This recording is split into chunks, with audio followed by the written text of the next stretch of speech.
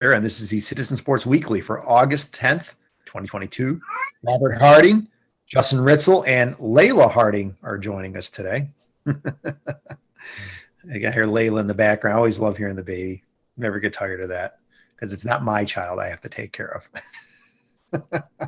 Anyway, yeah. Hey, Mr. Mom, I give you a lot of props, man. I did it too. I was home with my children when they were, babies and everything. It's not easy. I give you props. Well, let's not kid ourselves. Today, I have help from Sarah's home on Wednesdays, so that's one reason why I like to do the video on Wednesdays, because okay, she's helpful hand for the hour or so that we do this video. Yes. So let's get right to it. Our first topic. The NFL Hall of Fame, the Pro Football Hall of Fame, not the NFL Hall of Fame. It's the Pro Football Hall of Fame. Had its induction ceremony last weekend, and the question is, should Sterling Sharpe, the former Packers receiver, make it into the Hall of Fame? I know his career was kind of cut short a little bit by injuries at the end. I'll be honest with you. I think yes. I think he deserves to be in. He was definitely on a Hall of Fame track when he was playing. Put up some great numbers. If you compare his numbers to his peers at the time, I think they stack up well against anybody's, and absolutely deserves to be in the Hall. I would put him in the Hall any day of the week. Now we'll ask our resident Packers fan, Justin, who I would say would be very much in favor, but let's hear it from him himself. So Justin, Sterling Sharpe, Hall of Famer. Well, to be clear, Sterling Sharpe's career predates my Packers fandom, so it's. His career ended in 1994 was his last year, and I didn't really become a serious Packers fan until the early 2000s. So obviously I knew about Sterling Sharpe, and I think I write for a Packers blog, and I wrote about this topic yesterday about people specifically from that organization who should be seriously considered, and obviously with Sterling Sharpe being a semifinalist for the, who the senior committee is considering.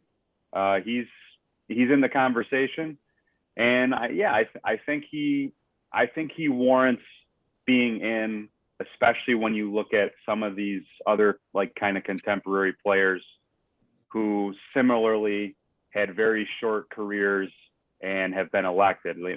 I pointed out Terrell Davis, who played, like Sterling Sharpe, played 7 seasons in the NFL, and really TD had 4 seasons where he was very good, and his last 3 seasons he was I think he played a combined maybe 16 games. So he really was a full-time player for only 4 seasons, was very, very good in those 4 seasons, won a Super Bowl MVP, was the best player in my opinion, on those 2 Broncos Super Bowl teams.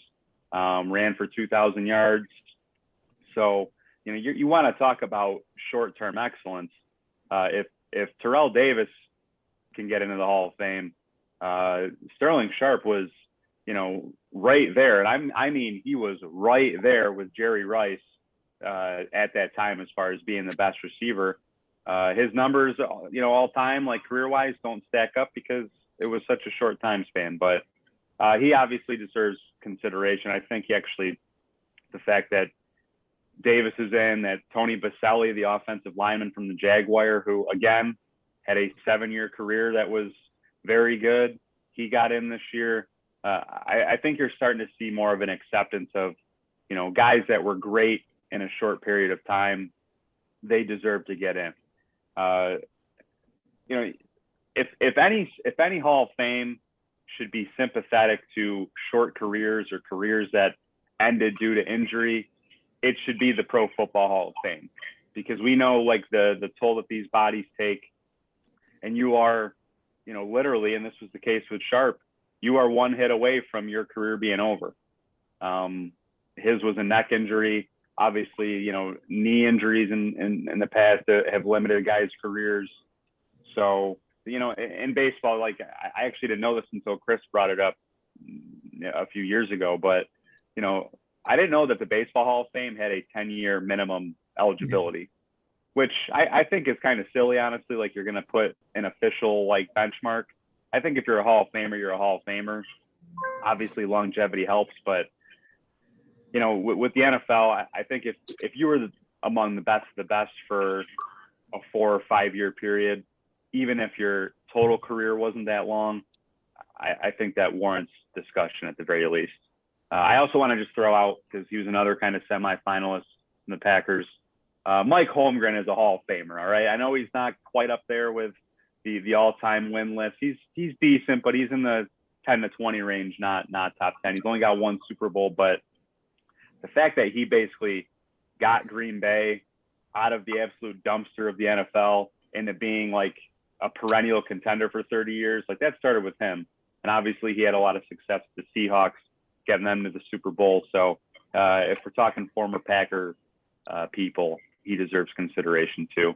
And I'll let you guys go ahead and make your cases. I'm just going to make a quick little thing, and then I'll get to Robert. So Gale Sayers, to me, is the greatest player in the Hall of Fame whose career was cut short. That guy, the Kansas Comet, Chicago Bears, great. And, that guy, he had bad knee injuries, never fulfilled his promise, but the guy was so electrifying, you had to put him in the Hall of Fame. All right, Robert, go ahead.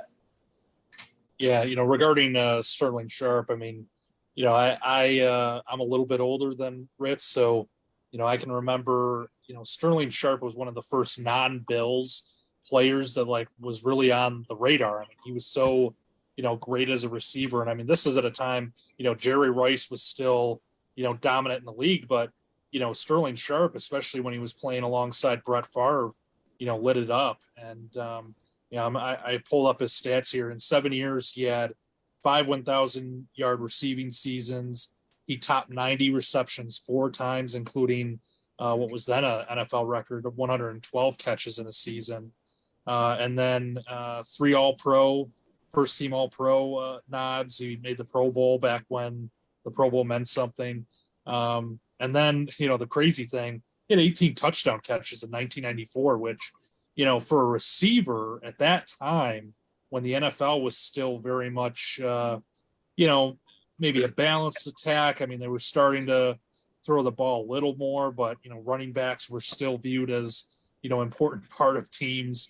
18 touchdown catches is something else, and that happened in his last season. So this is a guy that, when you look at his resume, I think that he's actually overdue for the Hall of Fame. I think that, Terrell Davis, to Justin's point, got a lot more love, and I think that they certainly found a way to get him in. I think part of it was, his 2,000-yard seasons.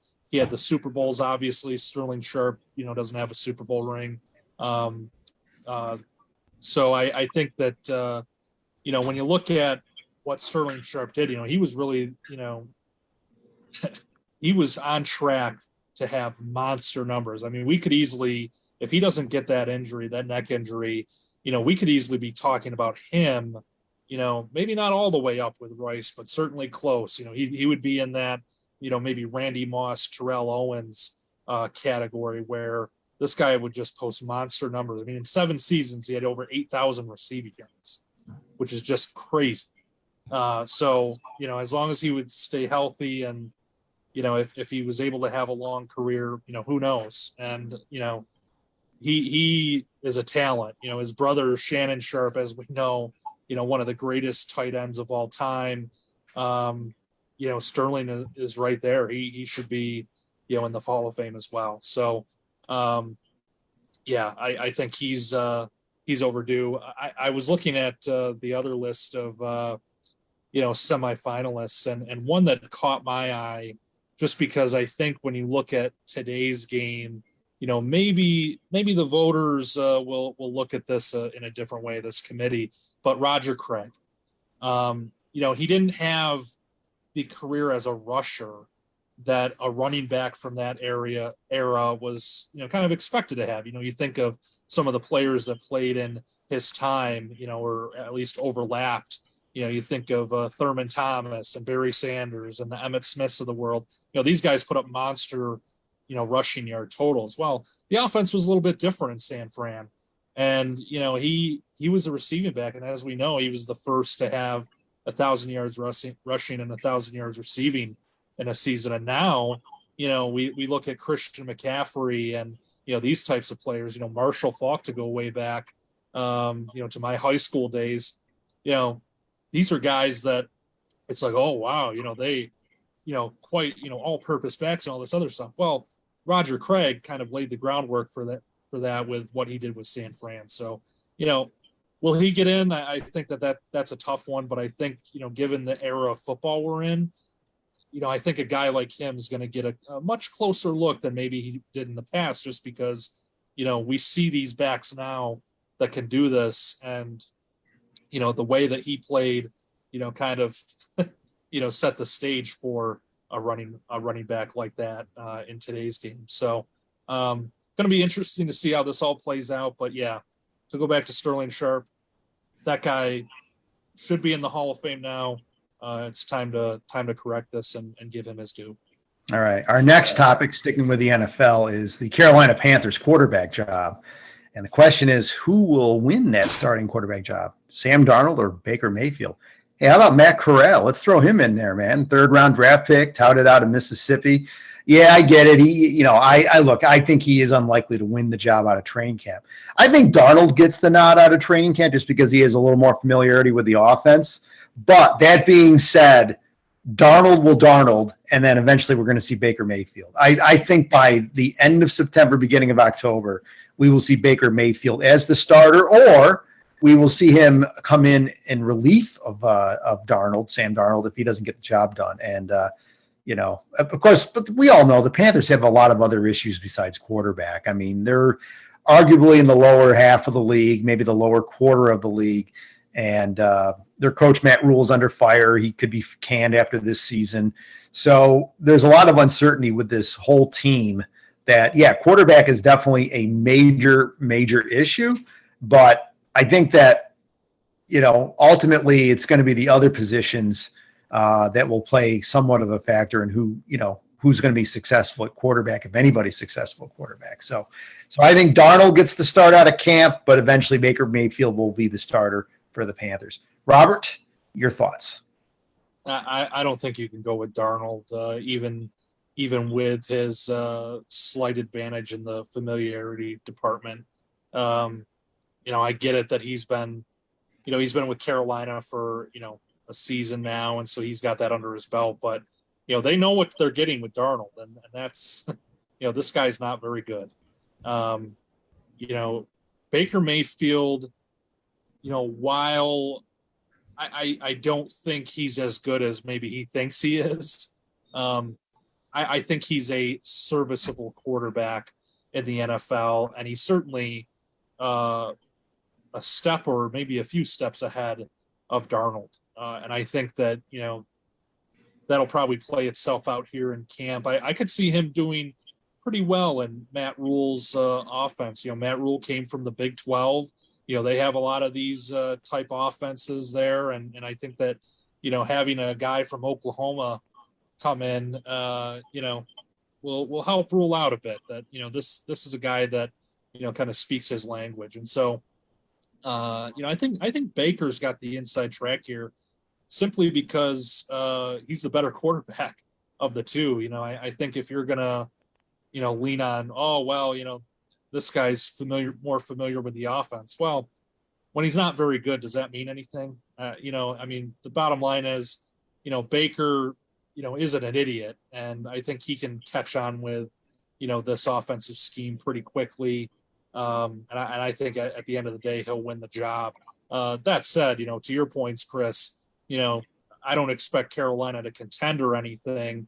They got to have a healthy Christian McCaffrey to be able to compete. And as we know, that's been a challenge in the last couple of seasons. They don't have, they have a okay defense, I think, not great, but that division's tough. You got the Bucks there.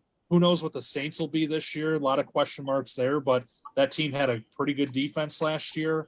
So I think it's, and then, we'll see what happens with the Falcons, but yeah, I think that the Panthers have a lot more issues there than quarterback. Even with Baker there, I think they'd be lucky to win, maybe 7 games this year. Justin? You guys both make some good points. I was entering this conversation, I was siding more towards. I think the six of quarterback showing up July, before open, all the off season just with new receivers. I think they in training camp with one hand tied behind his back. But yeah, the fact that Sam Darnold isn't quantity in offense, and he is known quality, I should say, and the quality is not good. Baker Mayfield, you look at 2020, to go, the Browns upswing, and he had a really good year where he probably could have had even better statistics than he did, but they had weird where they really couldn't throw the ball at all. That just kind of what his statistics is. I think he had 28 touchdowns, 26 touchdowns, 8 interceptions, something like that. Like a very solid year. You've seen the highs with him, seen the lows, but Sam Darnold has a lot of lows, and I can't really think of any more safe or maybe the start of that season when the Panthers got kind of a really hot and then just totally flamed out. But I think when in a situation, you don't really have any quarterback. Why not go with that who has a little bit of upside?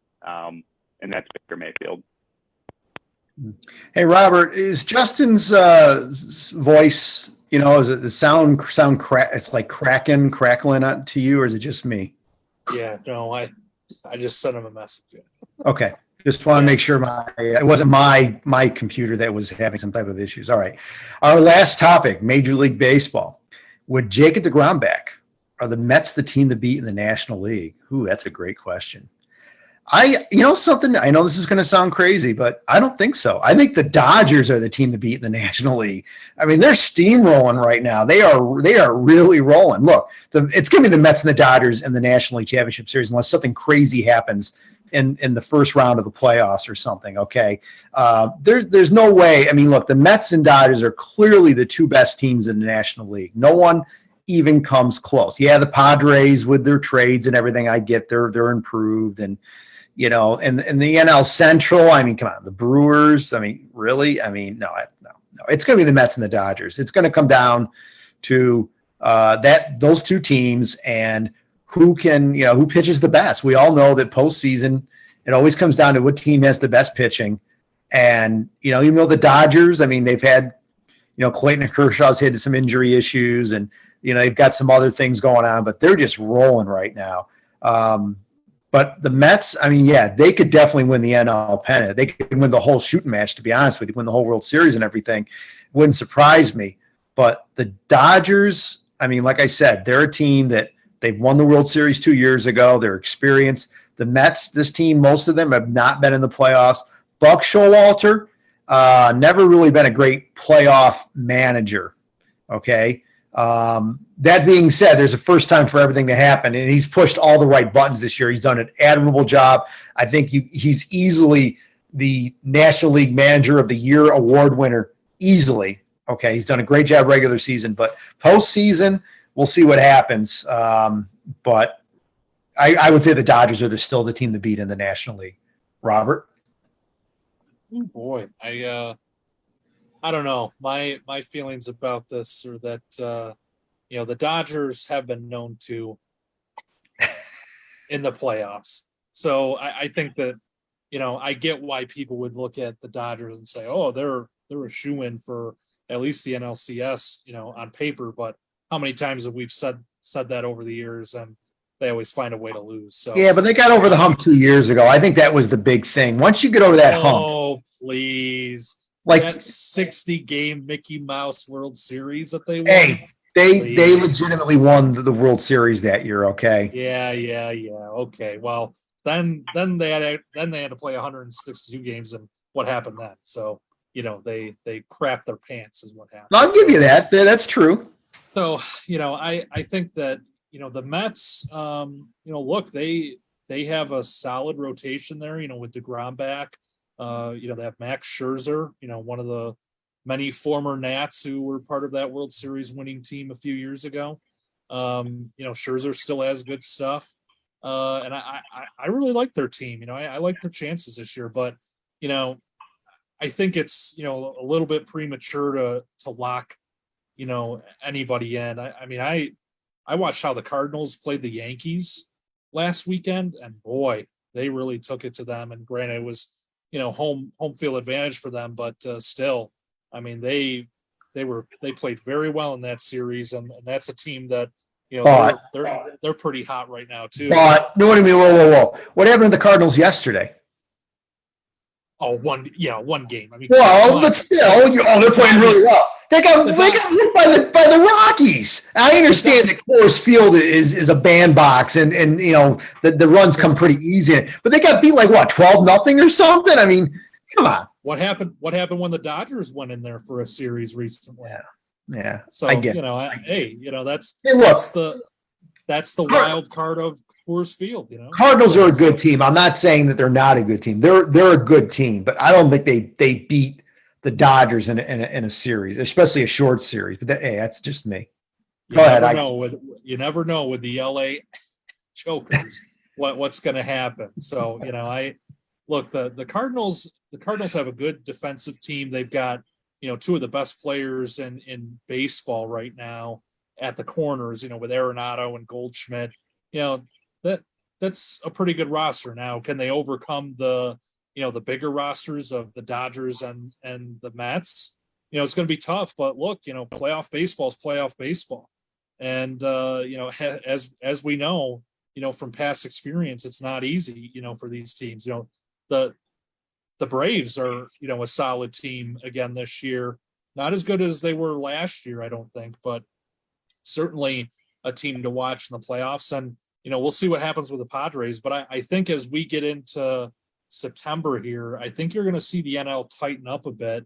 The Dodgers are playing well now, but, it's early August, and the Mets are playing well now. It's, early August. The Mets, as we know, they've had a history of needing the Heimlich in September as well. So a lot of choking going on in this video right now. So I'll throw it over to Ritz. Yeah. Well, I'm just hoping that our viewers can hear me clearly. How am I doing? Are we doing okay now? We're good. Okay. It's either the Wi-Fi, 1 week, it's the microphone the next week, just can't win. It's a shame. It's like technology does not want my opinion out there in the universe.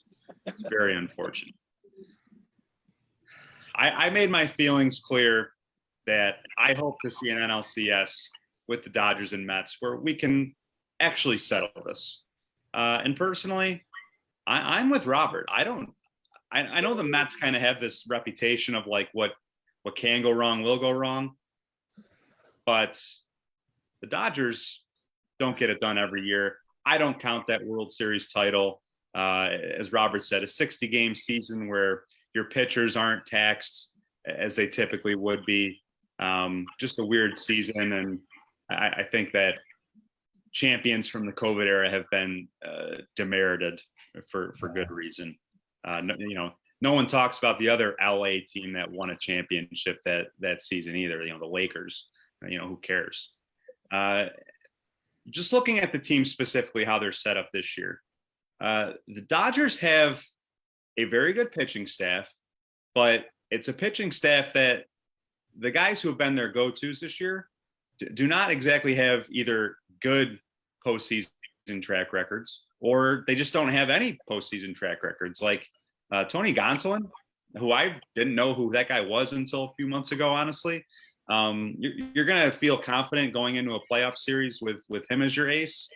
Tyler Anderson, who has just kind of been, he was with the Rockies for several years. He kind of came out of nowhere this year and it's just been lights out for the Dodgers. You're going to trust that guy in a playoff series. The ace of the staff is Clayton Kershaw, who is not only hurt right now, but he's infamous for his playoff hiccups. Like that one year when they finally won the World Series was the first time he actually kind of came through and got it done. But year after year before that, he was, he was not reliable. Like I said, the Mets are not exactly the most trustworthy organization either, but Jake DeGrom has been the ace pitcher on a team that made it to the World Series. And Max Scherzer, I say this in the most complimentary fashion that I possibly can. Max Scherzer is a psychopath. Like, I am not worried about that guy, being afraid of the moment. He's pitched a lot of playoff games. He's been really good in the playoffs. Obviously, as Robert knows, he was the best pitcher on that World Series team for the Nationals. So I am not worried about those two guys come October. What will the Mets bats be consistent? Will they do their job in October? I think that's kind of always been the question with them, during the regular season and when they get to the postseason, is can the offense hold up? Because we know the pitchers typically get it done there. So we'll see. Like I'm excited to see kind of how this race plays out, who ends up getting that number one spot in the home field, and if that even matters. We'll see. But if you're asking me which team I have a little more faith in, surprisingly, it's the New York Mets. Yeah. Well, I mean, it is a new era of Mets baseball. I mean, the Wilpons are gone. Steve Cohen is the owner. Again, like I said, Buck Showalter, not the best postseason track record, but he's a very good manager. And this is a team that, adding Scherzer was big. And if Scherzer and DeGrom are healthy, they're gonna get to the World. They should get to the World Series. They should at least get to the NLCS. But there's just something about the Dodgers, the way they're steamrolling right now, that I think they're the team to beat in the end. So, all right, gentlemen, are we all set? Well, as we know, the World Series is won in early August. So. No, I give you that, but I'm just saying that right now the Dodgers are playing the best baseball. We'll see what happens down the road, but for now, let's not forget in sports.